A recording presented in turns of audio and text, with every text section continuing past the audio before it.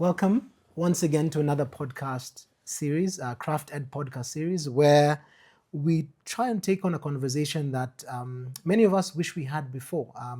Conversations around university choices, conversations around careers, the future of work, studying abroad. We wish we had these conversations earlier. And so we started this Craft Ed podcast series to try and tackle those conversations. On this particular episode, I'm joined by a very good friend of mine. I've worked with her before. And what we're talking about today is the future of careers. The future of work matters, our jobs, the choices we're going to make in university and how that impacts the careers we're going to take. And this is a tough one. It's a tough one because Shikoh, who I'll introduce shortly, I think what we've experienced is that when we were going into our careers, nobody warned us that some of the careers we were doing were going to be disrupted. And then now we have children who are about to make choices around university. Are we warning them? Is anyone talking to them? And the answer is no. And so we feel as though this is the right time to have that conversation. And so today I'm joined by Dr. Shikoh Gitau. Dr. Shikoh is not just an observer, an academic observer of what AI is doing to the continent. She is actually someone who's an architect of that conversation. She's driving conversations across the continent. She's convened ministerial officials to discuss matters AI. She's drafted policy.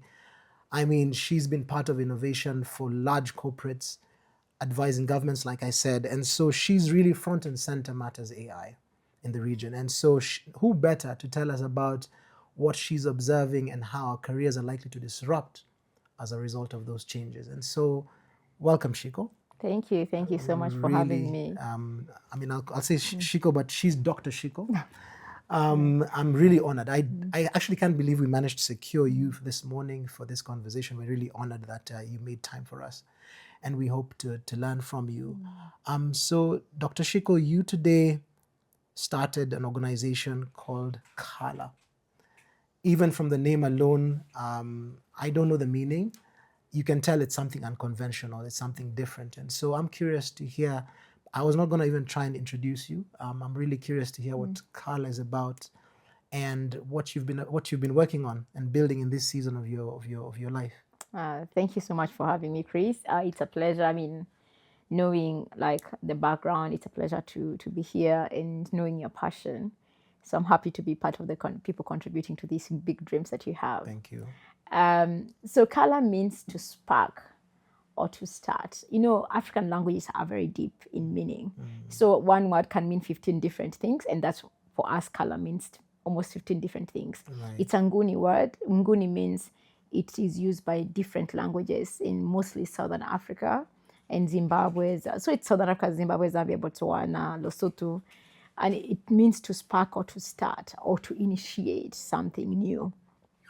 And the goal about the idea about it and how we named it is we're something that will show the idea of igniting of ideas, of passions, of action. And for us, Qhala as an organization, we are Digital Innovation Lab. We headquartered here in Nairobi. We cover all of Africa. Our work is, our footprint is across all of the continent.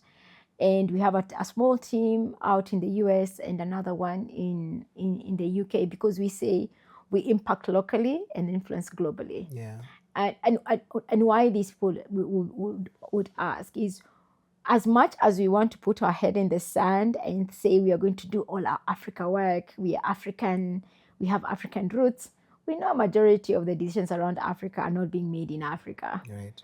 And so if we lock ourselves on our borders and not be part of where decisions on Africa are being made, people are still going to go ahead and make decisions without us. Absolutely. I always tell my friends, what makes it right for somebody sitting in DC or New York, most of who have never been to the continent, but was still like in the technology space, somebody sitting in San Francisco,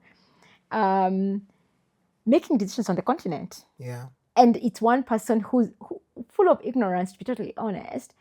and pretty naive about the continent, sitting there and saying, oh, you know what, this is our emerging markets strategy, and this is what we are going to do the African continent. And then they divide us into all these things like Kenya, South Africa, Nigeria, Egypt. We are put in one, or even Egypt is not there. We are put it in one group, into one block in the economies, and then there's another one. And poor countries like Burkina Faso, Benin, Malawi are put like at the bottom. And what makes that person have more right in giving a voice to Africa more than you sitting in Nigeria, in Lagos, or sitting in Kigali, Rwanda, or sitting in South Africa? You have more lived in experience. Absolutely. Yeah. And I always say, when we show up and say we are African, we're an African organization, but you're from Kenya, I said, yeah, we're from Kenya, but we're an African organization. We cover all of Africa. I'm very clear in correcting people. Because the moment you say you're from Kenya, they want to just silo you, or you're just a Kenyan company. Say, no, what makes you sitting in those countries, say you're an African company, and us sitting in Nairobi, we're just a Kenyan company. Correct. So I've been very deliberate about correcting that perception that Africans cannot solve their own problems at scale. Absolutely. And we can only solve a Kenyan problem, we cannot solve a Ugandan problem. Why you as a white person, and so unfortunately, do you have the more rights to cover a bigger footprint than me sitting in Nairobi? Absolutely. So that's why we say we impact locally and influence globally, because we need an African voice, not a Kenya voice, not a Kigali, a Rwandan voice, not a Nigerian voice, an African voice speaking for Africa. And it takes time. It's something that at work we call the collaboration tax. And you do not, you've heard about black tax, right? Of course. I paid. You paid. Yeah, all of us, I'm telling you, we all paid. As long as you're in Nairobi, you're paying black tax, but there's something called collaboration tax or ecosystem tax. This is the tax of ensuring that people are working together. And it's something that we as Qhala, we absorb. We say, if tech is going to work in Africa, I'm not going to go to San Francisco and I'm pitching, I'm going to help 50 million Kenyans. No. I'm saying Africa is a continent of 1.5 billion people with diverse languages and cultures. And it's the only remaining frontier market. Wow. So open up your minds. So the moment you say that, people realize you're not just looking at 50 million people, because California has more than 50 million people. Absolutely. Yeah. And so that is what that Qhala is about. And our goal is to catalyze Africa's digital future. We are very techy. We are a tech company. If you want to explain us in short, we are a tech company. Yeah. And we organized, and people say, what is but we organize into three. The brand Qhala is organized into three companies, structures. So we have our consultancy. We call ourselves the Accenture for Africa. Right. Because we understand our market. We understand not only just our market, but we understand how our market interacts with other markets, which is the most powerful part. So we work with partners from across the globe and on the continent to make sure that whatever they're bringing on in terms of technologies, whatever is being built for Africa makes sense for Africa. And then we have our trust. It's called Q Trust, Qhala Trust. And this is our nonprofit. There's a lot of work that we do, from our AI literacy to our future of work. That's why I'm excited about this. We have what we call the Future of Work Lab. Right. And then we have our AI work that is not profitable. Until 2026, AI did not make sense commercially for a lot of people. But in 2026, we'll see people making a lot of money in Africa from AI. And then we'll be able to move it to a different, but for now, all the research work we've been doing, all the convening work we've been doing, all the build work we've been doing has been sitting in our nonprofit because it's work that needed to be done. Absolutely. But we knew it was work that did not have money or attract any money, or nobody's going to pay for you to do this work. So you have to tighten your belt. Whatever money you're working from the consultancy, we're actually just funding our research, and I'm very proud. It is not the most brightest work. Yes. My board was not the most happy. Yeah. But now that they're saying you have all this IP, I said, yeah, because somebody had to put money into building this stuff. Yes. It was hard for us, but it is something I've done. And then we have a venture studio. And there's a book out of Harvard called The Prosperity Paradox. And you will hear me talking about, I love reading. And I learn a lot from reading. You don't become a doctor easily, I know, right? And in the Prosperity Paradox, they introduce the idea of market creating innovations. Because the problem with Africa is you have a mom and pop shop here, the biscuit, sweets, And it's everywhere in the continent. It's not just Kenya. I've seen it in South Africa. I've seen it in Senegal. It's everywhere. Yeah. In Senegal, it might be a bit different because it's dressing. Everybody has a studio for clothes. Clothes. But the thing is, what is a differentiator of these things? Because I'll start to say, oh, these guys have been successful. Even me on the other side of the road, I'll start. Yeah. And then another one does that, and another one does that. What happens? It is good. And I've had mama mbogas who have give their whole kids from that kibanda. Yes. Even after 15 other kibandas talk less that. But what Africa actually needs is market creating innovation. It is businesses that create an industry and ecosystem around them. Right. And I'll take our favorite innovation in Kenya called M-Pesa. When M-Pesa started, it was send me money. Yes. It was just money, and then they realized, okay, this money needs to exit the ecosystem. How do they do it? They did the agents. So agents become a second level of ecosystem. And then these agents realized I can't have a shop just for removing money. Yes. What do?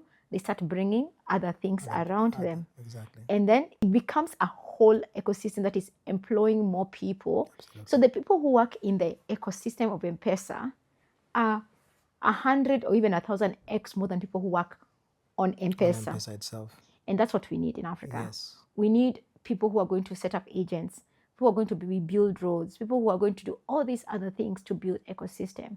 But it's a certain way of thinking as well. It's not thinking, because I'm starting this, I'm the one who needs to own the agents, I'm the one who's supposed to do this. Even Safaricom had to be forced to let go of agents. Because even the market was saying, this agent can do more for us than just dispensing money. Absolutely. And that's what we need to be able to do. So what we are doing in the venture studio is building with subject matter experts. So we have doctors, we have ag people, we have teachers who we are working on to build solutions with that kind of impact in mind. Wow. Wow. The idea is once this goes out, it will build a whole ecosystem with 10x, 100x jobs around it. Yeah. Yeah, because the startup itself might hire 100, 200 people. But what they build around it might hire 20,000 people. And that's what we want. And Africa will only prosper if we start thinking about that. If we start thinking about how much profit am I going to be reporting at the end of the year too.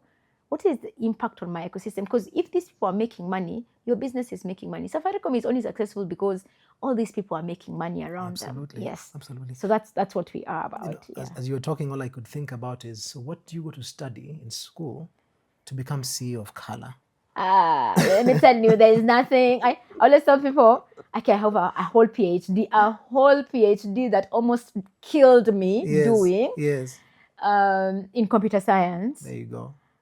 And it is a tenth of what I do right now. However, so let's tell people, when you get a PhD, you've done cutting edge research. Of course. They call it seminal knowledge to the industry. Right. So I did contribute something to the larger computing industry yes. in the world, not in Africa, in the world. I did something that was a first in the world. Right. Yeah, because that's how you get a PhD. But whenever I tell my team what I did, they're like, you got a PhD from that? I'm like, yeah. So remember, this is not before all of these things that you guys had. So I did my PhD when the smartphone was not the smartphone we have right now. Yes. It was those button feature phones. We are calling them feature phones. Correct. Yes, you could be able to receive an email on the screen, but the screen was this small. Absolutely. Yeah. And I built something that could manipulate that technology to be able to do something and change the world. Wow. I got 1 million users from that small something that I did. This was 2009, guys. It is not now when you launch something and you have 1 million users. Immediately. So you have to remember Africa, like the access to the internet at that time was less than 10%. People who could even afford a smartphone, it was even for me as a student, it was like my stipend for a couple of months, and it's Nokia who gave me like a box of phones to go and test. If I didn't have that, it would not have been done. Wow. People donated for me. Wow. So when I tell people this is what I did, they're thinking, even the technology does not exist right now. What I did, the technology is defunct. Yes, it's obsolete. Completely obsolete. Right. But what I learned is to solve problems. Solve problems. Yeah. Yes, and let's put a pin on solve problems, because Yes. that will come up a lot in our conversation. Yes. I know it's fascinating to learn about Qhala, because coincidentally, I didn't tell you, the Craft Catalyst, which is the parent company behind Craft Ed, our ethos is catalyzing talent for the future of work. Oh, nice. I didn't know that. Yeah, so it's really, really fascinating to find out that you're a spark. We are also looking to catalyze change, and these conversations are really what we hope begins to catalyze that change through some of the products we are building as well. We're looking to say, let's think differently. We're picking careers, let's think differently, and so that's really exciting. So we're definitely in the same wavelength. Yes. So you've worked with governments, you've worked with large corporates, like I said earlier, and there's definitely something you've seen across the continent that kind of drives and inspires the work you do. I'm curious to hear what you've seen, and even our audience, especially matters careers. Like, what are you seeing is happening? What disruptions are you seeing taking place? So just a few numbers. We know by 2050, Africa will be the world's workforce. Mostly, if you look at the data, it's showing that our population is doing this, and all the other populations are like just dipping. In some places, it's like a huge, like, straight cliff. And we've seen countries like Japan, they are giving incentives. Please come. Imagine There are that. all these empty houses. We're going to give you a house with a garden. Wow. Please come with your children, because they don't have people to Yeah. do like even just normal work. Yeah. Yeah. And the economy is going to die. We are seeing that in Italy. We are seeing that in Germany. And they are trying to repopulate themselves because they don't have enough young people to actually repopulate them, even if they wanted. Yeah. And the economy is going to die, literally. In Africa, everybody's just giving birth, guys. Yeah. We know, but 2050, not only are we the world's workforce, is one of every 2 babies will be on the African continent. There you go. What does this mean for the continent? So I have had the privilege, I call it a very privileged privilege to work across the continent and to go to many, many African countries. And what I see is the brightness and light in young people. When just a small spark is lit, like that, we know Qhala's logo is as a matchstick. Yes. When you just light a small light, and they're like, you can do what? And these kids just take it and run. And run with it. They don't need more than that spark. Yeah, they don't need to be spoon-fed. They just want to get things done. And for me, if there's one thing that keeps me awake at night or makes me wake up in the morning is everybody has potential, but the opportunities that are not there. Is then how do we bridge that opportunity gap? Personally, as Shikoh, if you ask me, if you come in there and say, Shikoh, what's your purpose? My purpose is to connect people with opportunities, right? Using technology, because that's what I do. Yeah. And when I think about these millions and millions of young people, noting that African average age is 19, and next year we drop that to 17. What? I feel it's a responsibility to have gotten the opportunities I've had to bring as many of those opportunities to as many people as possible. I never want to be recognized for it. Yeah. I just want to be say I pushed a needle such that a government somewhere thought it was important to try out something that actually worked. Or I was able to talk to a teacher who was able to work with generations of students that enable them to think in a different way. And for me, that is very important because there is so much potential on the continent. You know, when you see those TV things, Fox News videos, you see hopelessness. But when you're on the continent, there is no hopelessness. No, there's none. Maybe in Nairobi, because people are comparing themselves with Instagram. But you go to Shago, the villages, there's no people are hustling. There's no hopelessness. People have a fire burning in them that life can be better. Yeah. Is how do you build up on that whole that drive? Yeah. So what I'm hearing from you is that the opportunities are immense for us on the continent. Yes. And it's really just for us to tap into it. Yes. And the potential is immense. The opportunities have to be unearthed. Unearthed. Yes. And I think that conversation is so important for our audience because as you are bringing up your child, even you as a professional, I think there's a tendency to despair and think, oh, the world is changing and so there's no hope. But the opportunity, I mean, when you talk about 1 in 2 people in the world eventually being African at the workplace, that just means that your child could potentially be someone serving these European countries. But unless, and I guess that's a conversation we continue to have, unless they're ready, they will not take those opportunities. Thank you. And that's something that we need to talk about.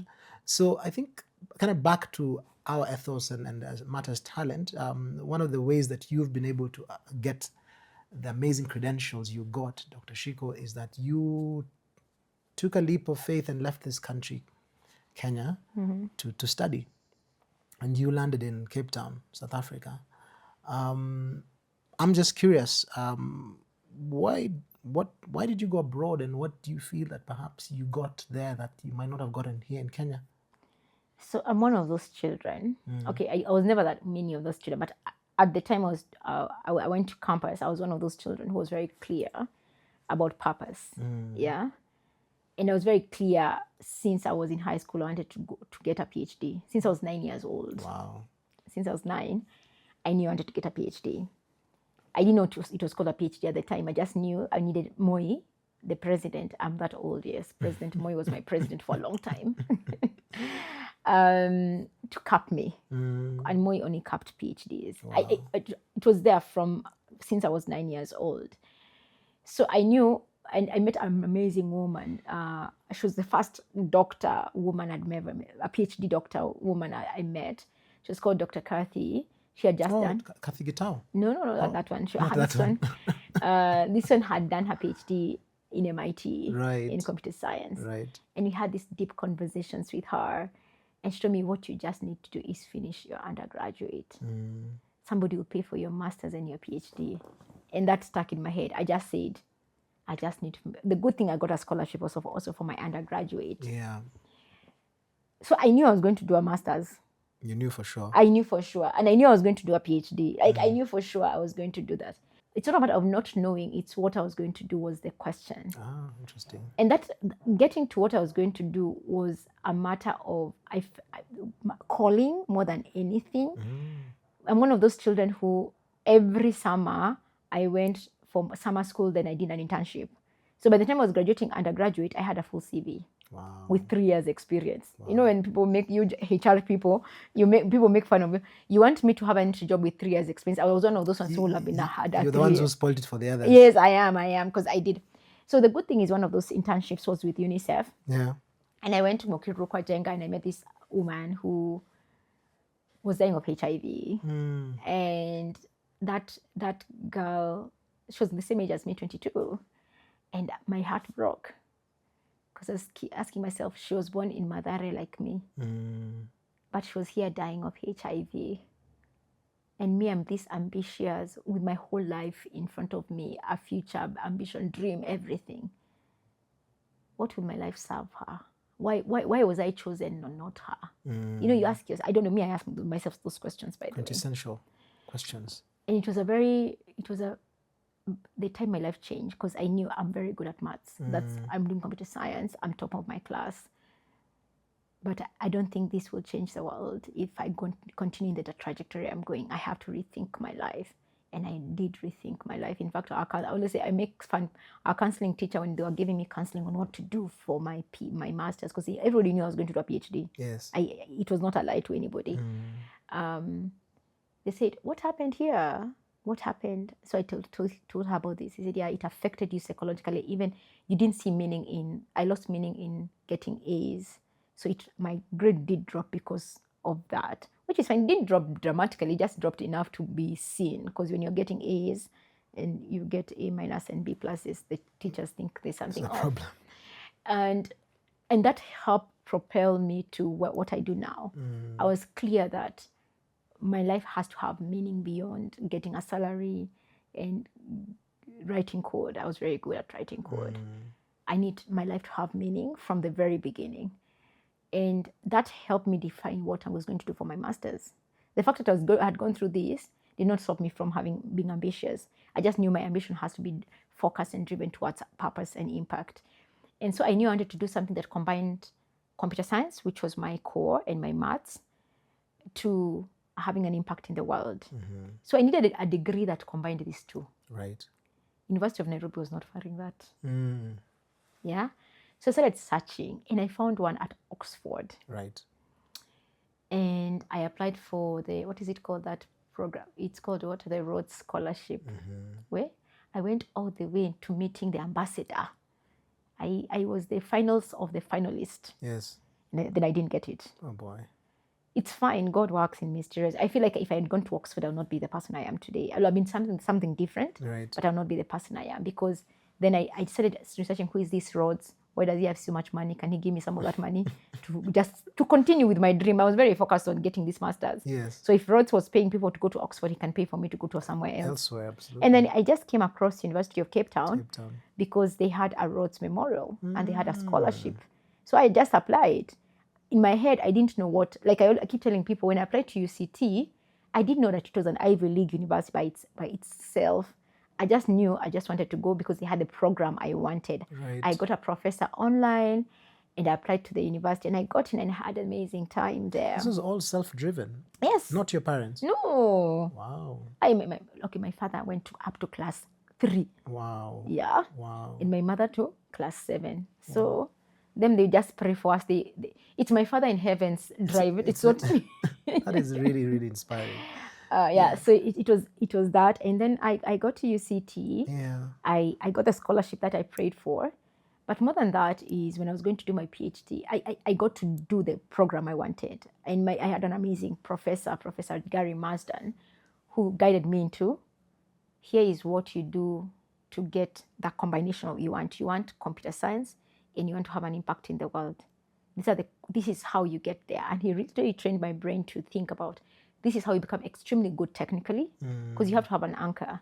But then this is how you translate this technical capability to seeing the world. And that's the lens you now. That's the lens I use all the time. Is I say, I understand how tech can do, but is this the right tech to look at the world? Yeah. For my PhD, I got so many offers. I got to go to Georgia Tech.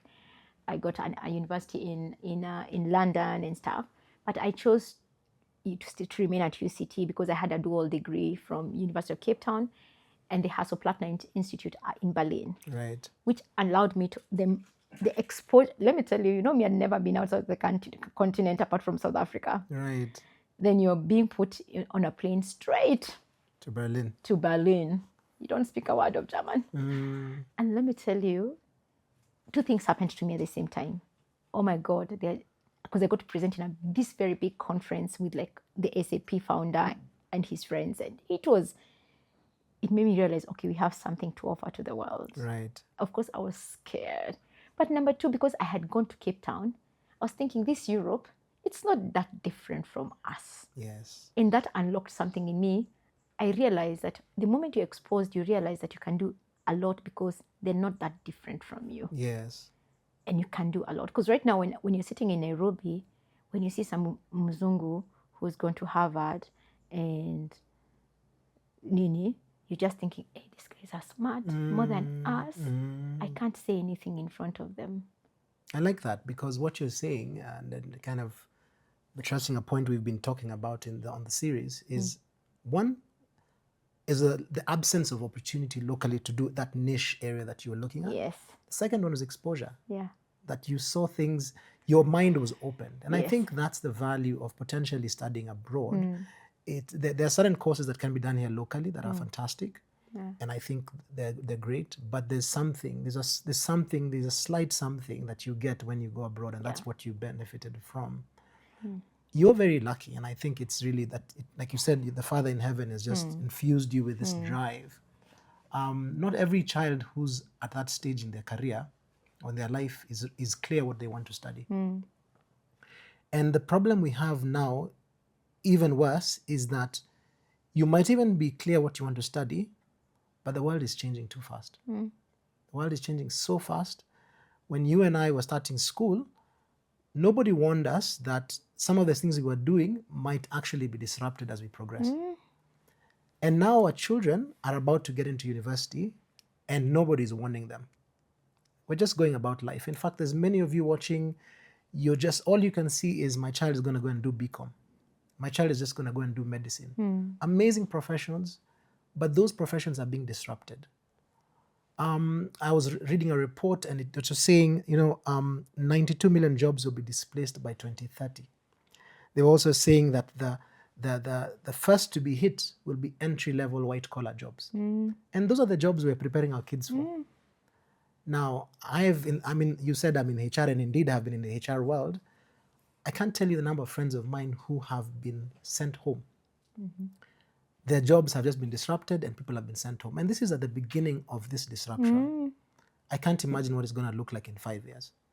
And so, Dr. Shikoh, I think I'm concerned, and for sure other parents should be. What should parents be doing differently? What should parents hear from your experience seeing what's going on in the continent, in the world?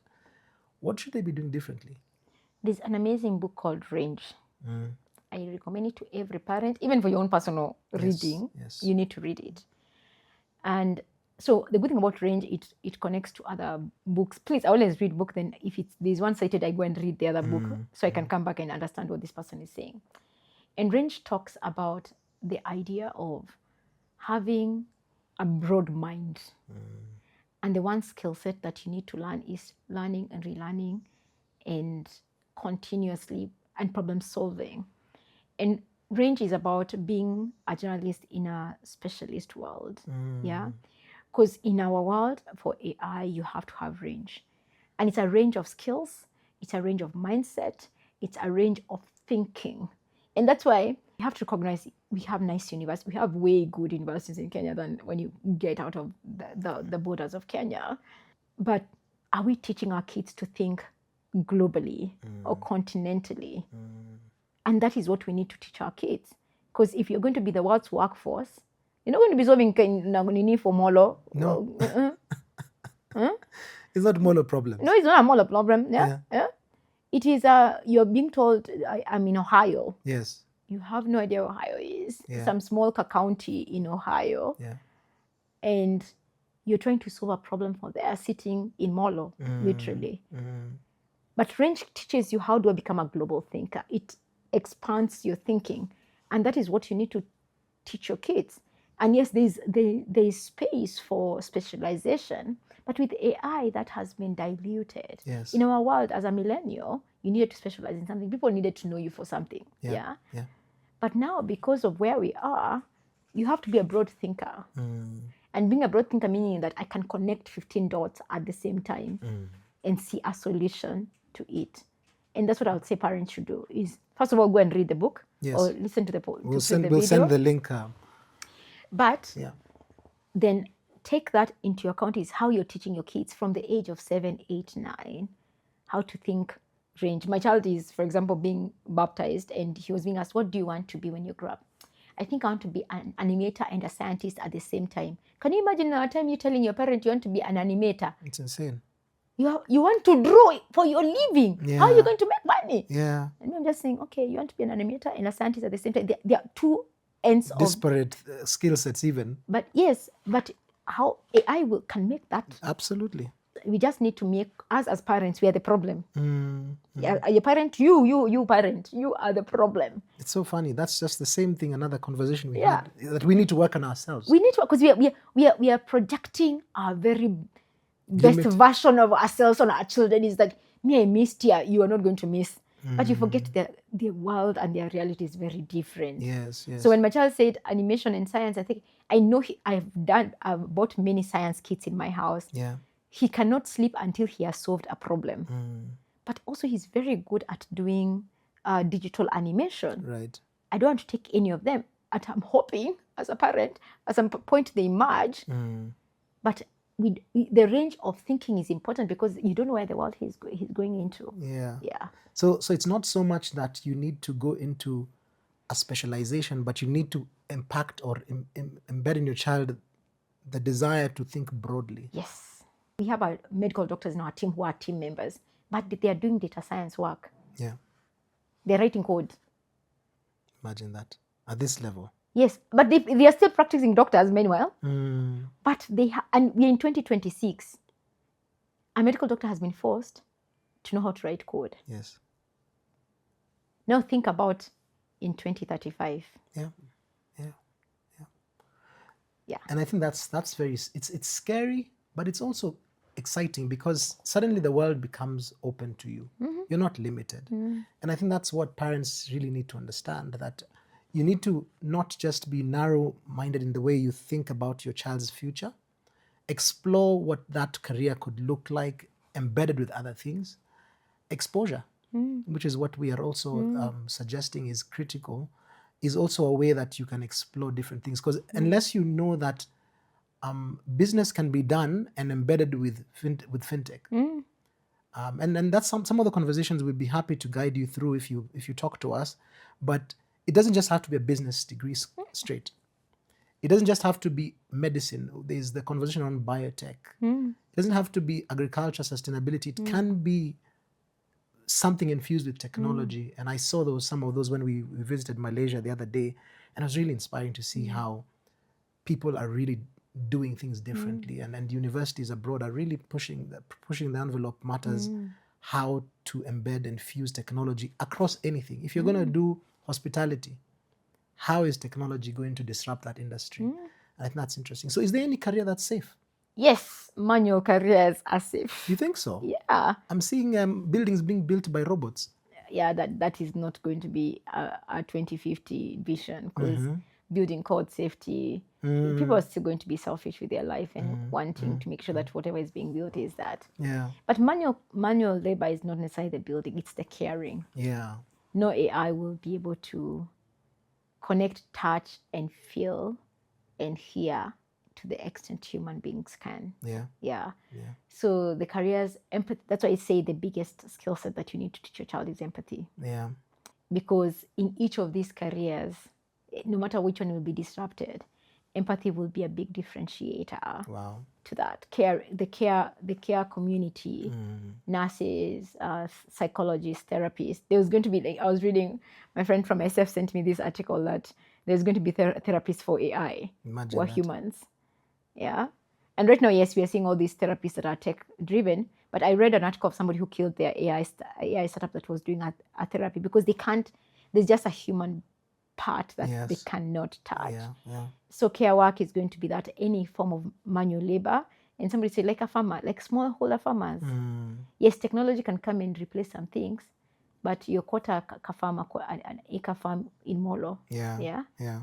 Somebody will have to till it for you. Absolutely. And pick and care for that. Yeah. So a cold storage, AI driven, those ones will be okay. Yeah. But there's a human part of it that needs just a manual part. So you say anything that is still manual, even electrician, as much as they say robots can do that, electricians, why is Google training 100,000 electricians? Yeah. Yeah. And plumbers and all of this manual labor, because technology is not there yet to do that work. There's just a human part and a human sense of judgment that has not been computed yet that needs to be done. Yeah. But just like us who have found with all these LLMs that we are suddenly, it's like we have a bionic brain, bionic hand, and we're able to do so much more. I find that even for some of those manual jobs, infused with technology, you can do so much more. Yes. So a plumber who can come in and quickly scan the pipes and find out exactly where the fault is. Yes. And has a tool that again can help him figure out stuff and tell him the tension is right. That becomes a plumber who you really want to work with. Exactly. And I think that's the value. So just finding ways to infuse that. And I like that you talked about empathy, because I think those are competencies. Once we were talking with one of our guests on the show, saying academics is one thing, but they're just life competencies that we typically discredit or discount. And those are really going to be the differentiator. As a talent professional, you can be so smart coming into the room when we're interviewing you. But if you're the kind of person who's just rude, you can't communicate, you're not empathetic, like you said, you're not personable, you won't get that job, no matter how smart you are. And those are skill sets that, again, as a parent, you should be concerned about. How is your child presenting? Are they presentable? Are they kind? Such a simple thing called kindness becomes what distinguishes them in the future. So I think that's also very important. So look, you've said in the past, Dr. Shikoh, that AI is a matter of life and death for Africa. what does that mean for an 18-year-old sitting in Kampala today who's thinking about choosing a career? You and I have seen what it's doing at the workplace, but for them, it's even, like you said, a matter of life and death. You have to think about in the context. You're sitting in Kampala. I'm trying to remember the numbers in Uganda. Uganda needs probably another 250,000 doctors. Uganda doesn't have the capacity to train 250 doctors, either now or even in 10 years. Yet. So what will happen is there are 10,000 doctors or 35,000 doctors needs to be amplified. And what AI does, it does exactly that. It amplifies the ability of that 35 or 10,000 doctors 10x. And not just amplifying their capability, their presence, but also amplifies their capability. Exactly. Yeah, such that they're able to provide world-class care to somebody in Bali, in Uganda, There you go. who would never have that world-class care. And for me, that's what AI means for me. And we have built some amazing tools. You start seeing it in the market, where any medic, they have to have some medical background at least, a nurse, a clinical officer, a farm tech, anybody who is able to provide any form of care, and they're already doing that. Let's not blind ourselves.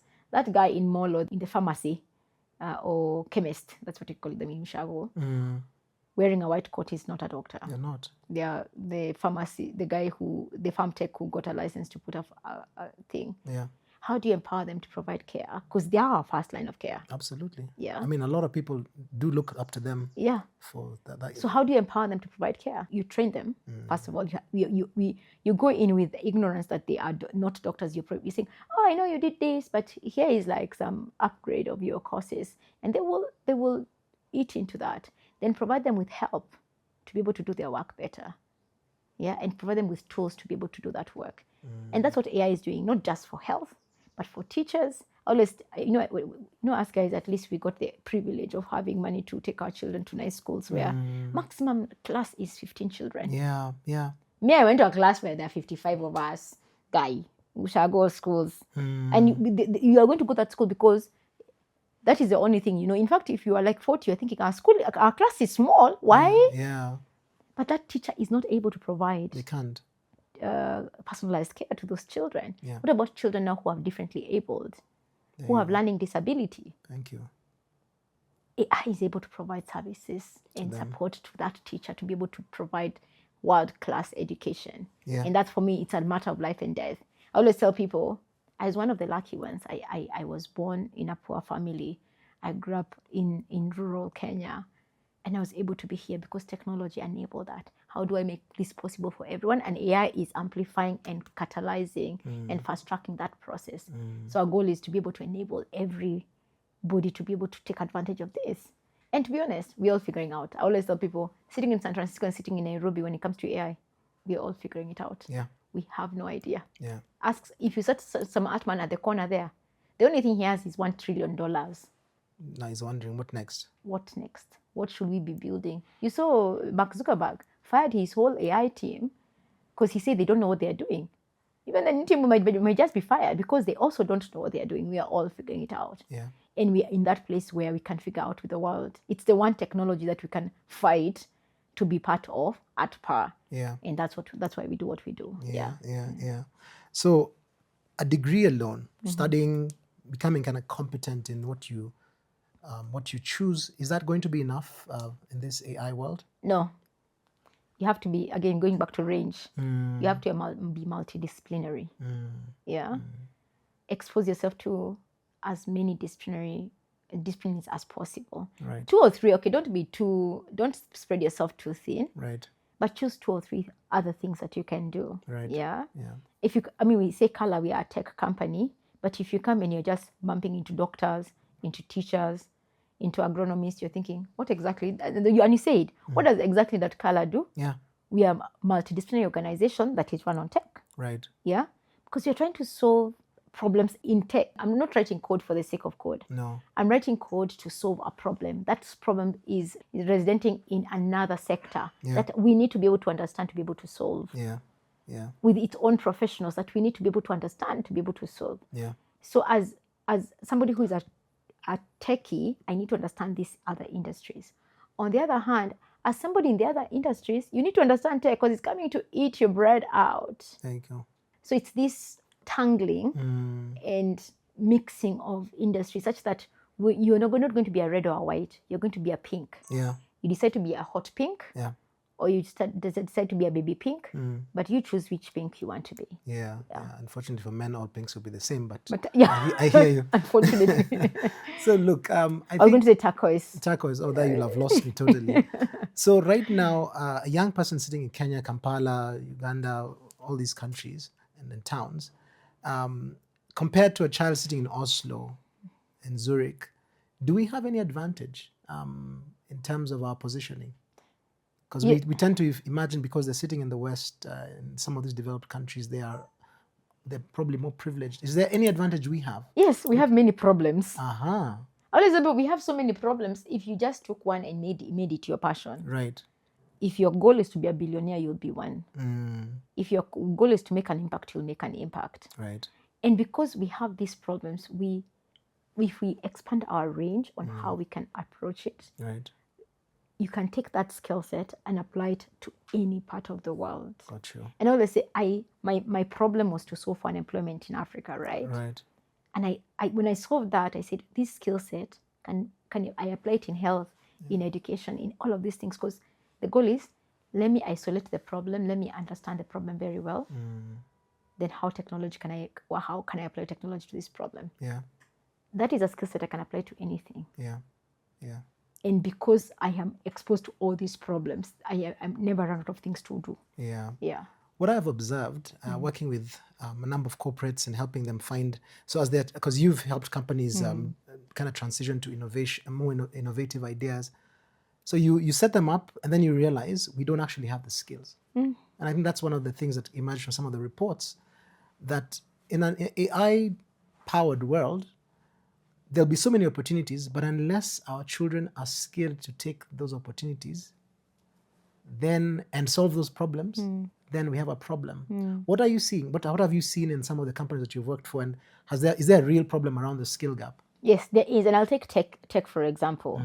My biggest worry with tech the last 5 or so years, there are many boot camps that are out here that are teaching a child how to do Python, to do Java, to do the programming languages, Yes, right? yes. And like us, when we were doing computer science, we were being taught to do what we would call pseudocode. It was not attached to any programming language. We were just told, this is how you solve a problem. The principles of the coding. Yes, the first principles of code. And that is a problem that we have in many corporates right now, is everybody was told this is a white cup. You can't think, oh, it's a white cup, but it's on top of like a mat, and there's a table on top of it, but you're told your work is to solve for this white cup. If you're there, pick this white cup. But we should not be teaching our children that. Yeah, it's teaching plus context and everything around it. And those first principles are very, very important. And my biggest worry when I meet many people in corporate, they just say, this is your brief. And you know, as guys, when you give us a brief, we're like, no, we don't do briefs. Because it's going to go wrong, and we're 100% sure it's going to go wrong. Right. Why? Because the person who was solving for it is trying to solve it from the manager's perspective. And the manager's perspective is trying to solve for their manager's perspective. And their manager's perspective came up with the idea in a boardroom with no context of the customer. Everything was wrong from the beginning. From the very beginning. So you who are being told to do the brief, you're the one who is going to set up. If something goes wrong, it is you who made the mistake. Because I say, oh, nice. Oh, so what problem are you solving? When you ask somebody that question, you undo them, or undid as the Gen Zs will call you. Yeah, you undid them. Because they're asking, what do you mean problem? See, I've given you a brief. You just do and Kenyans are so used to, here's a brief, do. What if we asked more questions? And so in every corporate, anybody who is watching from corporate or any parent, encourage your children, your teams, everybody to question, even questioning you. So if you come to our team, actually question back, I'm thinking, I think I gave you too much freedom. Because they ask you, I have to go home and say, give me 24 hours, because they don't have enough patience for more than 24 hours. Give me time, I think about what you've asked me. Yeah, but giving people that freedom Yeah. to ask questions, because questioning and inquiry and curiosity will be what is going to make your children win and your teams win. Absolutely. Yeah. And the freedom to do that, because Yes. again, you can want to ask but not be given the permission To do it, yeah. Yeah. So thank you. Yeah. Look, as we come to the end, I'm curious, having seen what you've seen, and look, the continent is indeed where the opportunities are, the African continent. So if your child came and asked you that they'd like to leave the country to study, what would you say? I think my child has already done that. Mm-hmm. And you make peace with it. Because again, Africa will be the world's workforce. Right. We are the global workforce, global being the key word here. Yes, yes. If you don't allow your child to be exposed to the globe, you're pushing them at a disadvantage. Yes, they can watch all the Netflix and the things in the world, but experiencing it is very different. I always tell people, the first time I went to Las Vegas, I was so disappointed. Because you thought it was something else. I thought it was something else. I'm like, this is not what I saw on TV. That was my experience in Hollywood as well. Thank you. It debunks your brain. Yeah. So I went to Hollywood after I went to Vegas. So in Hollywood, I didn't have much expectation. But Vegas, I had expectations. Yes. Going to these places allows you to, A, manage your own expectation, but also, as I said, see the world and see what is different, but most importantly, see that you're not that different. And that is what I always tell people. Yeah. Once you go out there, expose yourself to other people's way of thinking. And Michelle Obama and Barack said it. Once you sit on these tables, you realize, okay, I'm actually smart. I'm actually okay. I'm actually okay. Yeah. And sometimes just knowing that you're okay gives you the confidence and courage to pursue opportunities and go after things that you never have gone after. Absolutely. Given without that experience. Yeah. Yeah? Yeah. Again, it goes back to, I have so many friends from Harvard, so I'm always picking up on them because they're my favorite people to pick up on. I'm saying, the moment you hear people, I went to Harvard, we're always like, oh, you went to Harvard. But you go and sit with them a few seconds, you're thinking, I might have gone to University of Nairobi, and my English is not as smart, but I have something to offer to the world. Yes, yes. And that is what our kids need to know, is they have something to offer to the world. I love and that. Exposure provides that. I love that. Yeah. My last thing is, unless you leave your mother's house, you never know better food outside there. But also, unless you leave your mother's house, you never appreciate your mother's food. Ah, wow, that's profound. Yes. I was going to pick on you guys from Central and say, unless you live, that you'll never know that there's food without a lot of water. I know, right? Or you never appreciate a lot of food in the water. Or you never appreciate that the water is important. No, unless you go to Kisumu and you eat nyoyo, the dry one. Yeah, yeah. You never appreciate your water-filled food. Look, on that note, I can't tell you how grateful once again we are. Yeah. I've had fun listening to you, and I think it's clear. We need to expose our children, and we said in another episode, exposure doesn't necessarily mean leaving the country. In some cases, it just means leaving your comfort zone, because not everyone will have the money, but leaving and learning and allowing your child to explore something else. And those of you who have some extra coins, we would offer you the opportunity to explore Malaysia, which is a country we represent at Craft Ed, where we've seen firsthand some exciting stuff that they're doing in the universities, and we think that your child would benefit from that at a fair price. So look out for us, contact us, and we'll definitely help you. Thank you once again, Shikoh. Thank you. We look forward to partnering with you in the future on some of the exciting stuff you're doing and that we're doing. Thank you for having me. This was fun. Thank you so much. Thank you guys for hearing. Thank you.